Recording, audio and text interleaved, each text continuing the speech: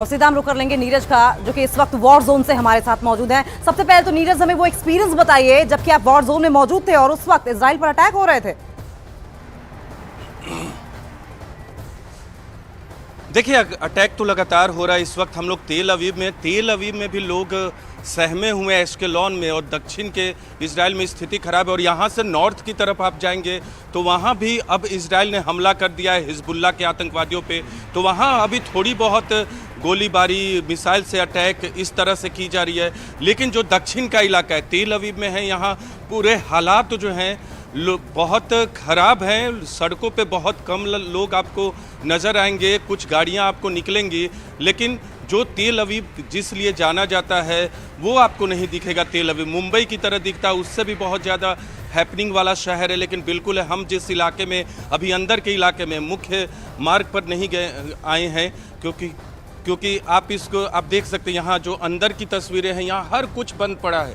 इधर आप देखिए, ये लिंक रोड है। लिंक रोड के बाहर कोई भी आपको सड़क पे बहुत कम लोग दिखेंगे, इक्का दुक्का लोग कभी कभी दिख रहे हैं। पूरा ऐसा लगता है कि लॉकडाउन किया गया है, घोस्ट सिटी है, वीरान है, पूरी तरह से शांत है। बस गाड़ियाँ जो कि आवश्यक नेसेसरी जिनको है, पूरे शहर में, पूरे इजराइल में अलर्ट है। ये हाई प्रोफाइल एरिया है, रिहायशी भी है और कमर्शियल भी है। लेकिन देख सकते हैं लोग अपने घरों के अंदर हैं, हर जगह कुछ, ये दुकान है, ये मार्केट है, ऊपर में कुछ एरिया रिहायशी है, लोग अंदर को हैं। देख रहे, वो खिड़कियों की तरफ भी बहुत कम आते हैं। महज एक फीमेल आपको यहाँ हमें दिखेंगी।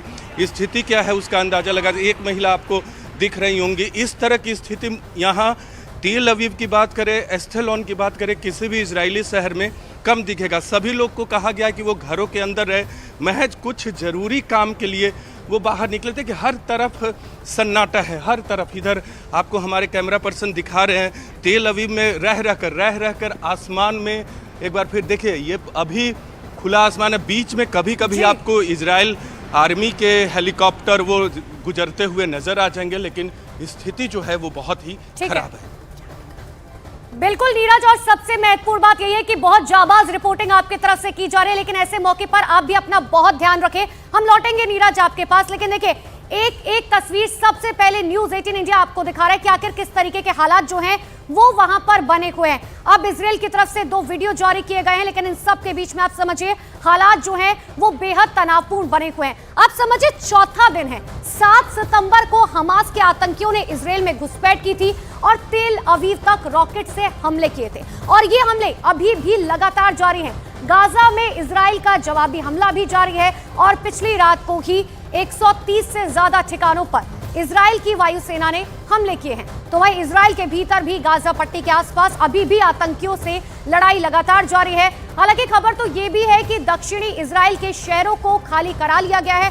5 तस्वीरें आपको दिखा रहे हैं जहां पर देखिए आतंकियों की तलाश लगातार जारी है। दूसरी तरफ अगर उत्तरी इजराइल में बात करें तो लेबनान की सीमा पर हिजबुल्लाह के आतंकियों से युद्ध जारी है, और अब वहां इजराइल अपने टैंक और सैनिकों को तैनात कर रहा है। इसके अलावा वेस्ट बैंक की बात करें और यरूशलेम की बात करें, वहां के आसपास फिलिस्तीन समर्थकों के साथ इजराइल की पुलिस की रह रहकर लगातार भिड़ंत हो रही है। यानी कि आप समझिए कि चारों मोर्चों पर इजराइल की जंग चल रही है। और इन सब के बीच में नेतन्याहू ने दुनिया से इस बात की अपील की है कि हमास आईएस की तरह काम करता है और हर एक मुल्क को इसके खिलाफ खड़ा होना चाहिए।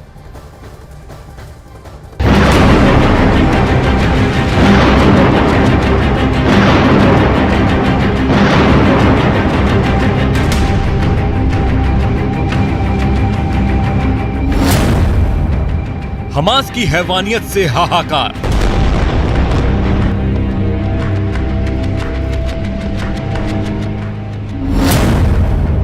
इजराइल के लोगों ने खाई कसम।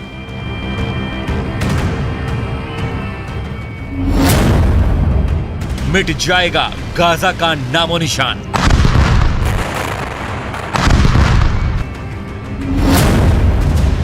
बदल जाएगा दुनिया का नक्शा। जैसे जैसे दिन बीत रहे हैं, हमास के साथ शुरू हुआ इजराइल का युद्ध और भी खतरनाक और भी भयानक होता जा रहा है। इजराइल ने गाजा पट्टी के जर्रे जर्रे को दहलाना शुरू कर दिया है और इजराइल के प्रधानमंत्री बेनियामिन नेतन्याहू ने ऐलान कर दिया है कि इस युद्ध को शुरू हमास ने किया था, लेकिन खत्म इजराइल करेगा। Israel is at war. We didn't want this war. It was forced upon us in the most brutal and savage way. But though Israel didn't start this war, Israel will finish it. Once the Jewish people were stateless. Once the Jewish people were defenseless. Hamas के आतंकियों ने जब Gaza पट्टी और भूमध्य सागर से Israel में धावा बोला था, तो उस वक्त दक्षिणी इजराइल में गाजा पट्टी के पास ही एक म्यूजिक फेस्टिवल चल रहा था और सबसे पहला हमला वहीं पर हुआ था, जिसमें दुनिया भर से विदेशी शामिल होने पहुंचे थे। हमास के आतंकियों ने अंधाधुंध फायरिंग करके उनमें कई की जान ले ली और कई को अगवा कर लिया। ऐसे में इजराइल के प्रधानमंत्री जब इस जंग के बारे में बात करते हैं तो कहते हैं कि ये जंग सिर्फ इजराइल की नहीं बल्कि पूरी दुनिया की जंग है।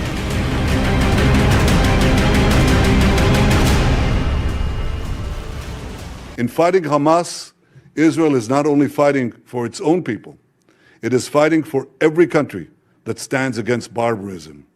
Israel will win this war. And when Israel wins, the entire civilized world wins. वही हमास ने जिस तरह से इजराइल के जवानों, वहां के नागरिकों और विदेशी नागरिकों के साथ सलूक किया और जैसी हैवानियत की तस्वीरें सामने आई हैं, उसकी याद दिलाते हुए बेन्यामिन नेतन्याहू ने हमास की तुलना ISIS से की है और पूरी दुनिया से अपील की है कि जैसे ISIS के खिलाफ दुनिया एकजुट हुई, वैसे ही हमास के खिलाफ भी दुनिया इजराइल का साथ दे। Hamas terrorists bound, burned, and executed children. They are savages. Hamas is ISIS. And just as the forces of civilizations united to defeat ISIS, the forces of civilization must support Israel in defeating Hamas. जाहिर है Israel की ताकत के आगे Hamas कहीं नहीं ठहरता और जल्दी ही घुटने टेक सकता है। लेकिन हमास का साथ देने के लिए खाड़ी के कई देश सामने आ रहे हैं। खास तौर पर ईरान लगातार इजराइल और अमेरिका को धमकियां दे रहा है और लेबनान की ओर से हिजबुल्लाह ने एक और मोर्चा खोल रखा है। ऐसे में लगता नहीं है कि ये जंग जल्दी खत्म होने वाली है।